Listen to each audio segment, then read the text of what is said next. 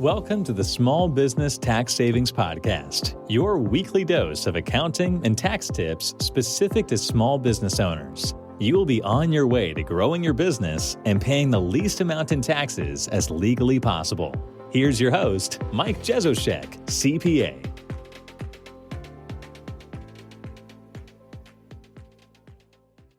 Hello and welcome back to another episode. Today we're continuing our real estate series, and today's topic is what expenses are available for rental properties. Now, as we've been kind of talking about the series, is that real estate is tricky and oftentimes treated much differently than your typical business. And so we wanted to put a series together that kind of goes through the various parts and differences between regular businesses. And so if you have not checked out our other content around real estate taxes, do so now by visiting our ultimate guide to real estate taxes. You can download that at taxsavingspodcast.com/real estate.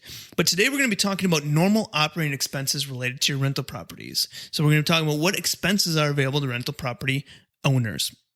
Now, all too often, talking to real estate investors, all they think about is depreciation and normal operating expenses. But there's so many additional tax saving opportunities that they're missing out on by being so narrow focused. I want rental property owners to think about expenses as they do in a business. If you have a valid business deductions, you should be taking them. Even if you are producing a loss, and even if you are planning to carry forward that loss, you should still your focus should still be on maximizing what is legally available to you. So I want to try and shift this focus. So many real estate investors that we talk to say, well, I'm just creating a loss. So, why create more of a loss? Because we can carry that forward if we're not using it. We can utilize that against other income down the road. So we want to be taking advantage of everything that's available to us. Again, assuming that we have proof to kind of back that up. So we dug into this topic as it relates to business owners, which I recommend you check out as well. We did a blog post and a podcast episode called What Can I Deduct as a Business Owner? But essentially, it comes down to whether the expense is ordinary and necessary for the rental property. And if it is, then you can take it. So what does ordinary and necessary mean? Basically, ordinary just means that it's common and accepted in the general industry of real estate or rental properties. And necessary means it's appropriate and required or helpful in operating your rental property. So basically, any ordinary and necessary expense means that it is appropriate and helpful for your rental property. To meet this test, the expense does not have to happen often, or it doesn't have to be a recurring expense, although it can be. So let's go through some examples of deductible rental property expenses. Now that we know that we can qualify and what can qualify, we want to run down these items. So let's just go through this list. Advertising. Are you promoting your rental property in different areas? Maybe you're running a Facebook ad for your rental property. Cleaning. Are you doing cleaning on your rental property? That could be, after a tenant leaves. Depreciation. We talked about this in an article. How does depreciation work for real estate? That's also part of our ultimate guide. Again, you can find that at taxsavingspodcast.com/real estate. Insurance, mortgage interest, property management fees. You have someone managing that property. Those fees are fully deductible. Property taxes, repairs and maintenance. And we also talked about this as part of our series. How are real estate repairs and improvements handled? Travel to check in the property. This is a big one that we see people missing out. You have a rental property down in Tennessee, but you're located in Wisconsin by me. Well, you might want to go check on that rental property. And you might want to do it in times where the weather may be not that good in Wisconsin. But traveling to check on rental property, fully deductible expenses, utilities, things like that. So this is just a list to get started. But again, think of the ordinary and necessary requirements, and also be sure that you're creating documentation to back up any of these expenses that you're taking. Our biggest recommendation is to simply write on the receipt the details around it. So, you go to Home Depot, you buy something, just write on the receipt. What was this for? What was the property? And everything like that. Take a picture of it and store it in a digital file should you need it down the road, or if you would ever maybe need it down the road. So, those are kind of the typical ones. Advertising, cleaning, depreciation, insurance, mortgage interest, property management fees, property taxes, repairs, travel, utilities, yard work, plowing, those types of things. Those are all fully deductible. But what unique expense tax strategies are available for rental properties? So, kind of what we talked about to this point are your more common items, but I do want to go a little bit deeper to illustrate some planning opportunities that just add to the power of real estate. And again, these are things that we see all the times real estate owners, rental property owners not taking advantage of. Now, the first one we want to talk about is hiring your spouse to manage your property, assuming that you're the sole owner. Now, people always ask us, should I hire my spouse in our business? Should I hire a spouse in a rental property like this? And I want to say this would only make sense if you want to take advantage of a couple different things: retirement contributions, high medical costs, or things like that. Otherwise, there's no real point in hiring your spouse in your business, again, unless you're going to take advantage of some of those things. But here's a big one that I want to talk about: hiring your children to manage your property, or hiring your children to do some work on your property.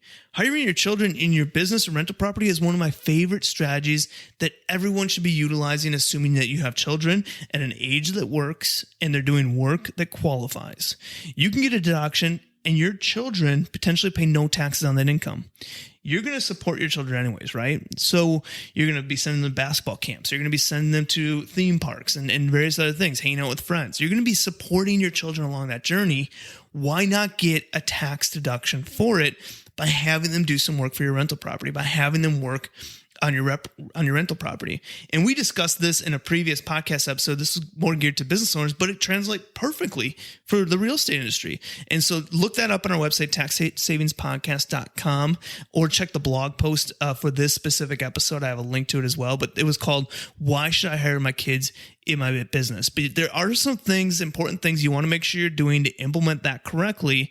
But I'm telling you, people, hiring your kids to work in your rental property and manage your rental property is a great way to get a tax deduction for support that you're likely going to provide no matter what. You're going to be paying for those basketball camps. You're going to be paying for those things. Why not get a business deduction for it and your children potentially pay no income taxes on that? It's a win-win situation. So that is one of my favorite strategies, not just for real estate or rental properties, but also when it comes to businesses as well. The third one is you could set up your own management company to manage your real estate. Now, again, this would only make sense if you're looking to take advantage of a retirement plan, high medical costs, or things like that. With a typical rental property, you cannot fund a solo 401k or a SEP IRA. But if you have a management company, you can utilize that to help fund those types of retirement accounts. Now, if you happen to be managing other properties other than your own, then of course this would make sense, having that management company. Otherwise, you may actually end up paying more taxes than necessary by setting up a management company for your rental property. So that's a lot of people ask me, should I set up a management company? Well, sometimes it might make sense, but if you're looking to do certain things, so check out our article for that. So again, this episode, we just kind of wanted to, again, open up your eyes and talk about what expenses are available to rental property owners. I feel that there's many people, and this goes the same with business owners, but there's so many people missing out on deductions that are fully available to them. And I want you to be made aware of them. Again, there's the common ones, your advertising, cleaning, insurance, mortgage interest, utilities, things like that. But then there's some unique ones I want you to continuously be thinking about. Again, in order for an expense to be allowable as a rental under a rental property, it has to be ordinary and necessary. And there's a lot of things that qualify under that. Maybe you're meeting for lunch with a tenant of yours who may happen to be your friend, but you're meeting them for lunch on a tenant. You could be talking about the property, or you might be meeting a contractor for lunch. Again, they may happen to also be your friend, but you're talking about your rental properties. These could be ordinary and necessary expenses that you can take as a business deduction under your rental property, get a deduction for it. And the last thing I want to say is we hear from so many people in real estate saying, I'm just going to have losses anyways. You know, I have high depreciation. I'm going to have losses. You know, I don't need the deduction because I'm taking a loss anyways. And that could not be further from the truth. We want to take as many valid deductions that we can to just keep adding that up so that we can eventually utilize that to offset all of our other income. So if you have background proof, if you have something to support these deductions, please do not think that because you're at a loss, you shouldn't take advantage of them, or think that it's risky. If you have the proof to back it up, take these deductions. And again, one that we talked about today that's one of my favorites for business owners, and especially here in the rentals when we talk about them as well, is hiring your children and your properties to do some work for you. Get a deduction, get a tax deduction. They potentially pay no income taxes on it, and you're going to support them anyways. Why not get a tax deduction for it? So hopefully this was helpful in kind of closing up a little bit of some of those things of, okay, what can I deduct on my rental property? What are some things that I can deduct there? Do not be afraid to take advantage of what's available for you.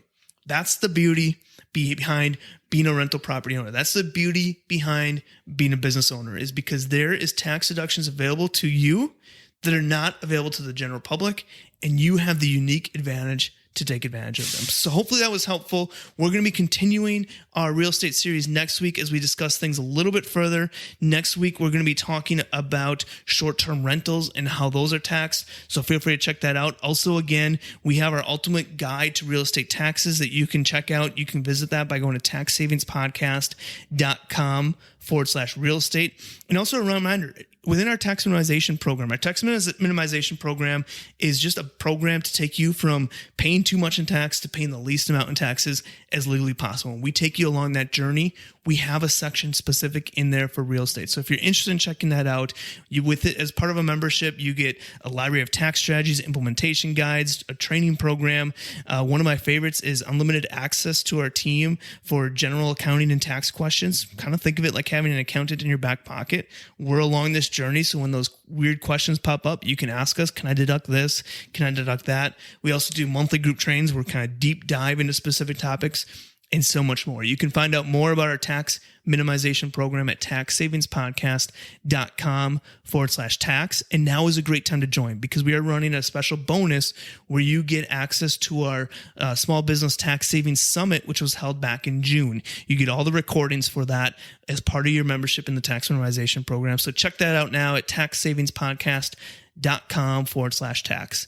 I want to thank you again for listening to another episode, and check back next week when we continue this discussion on real estate. Thanks again. I will see you guys next week.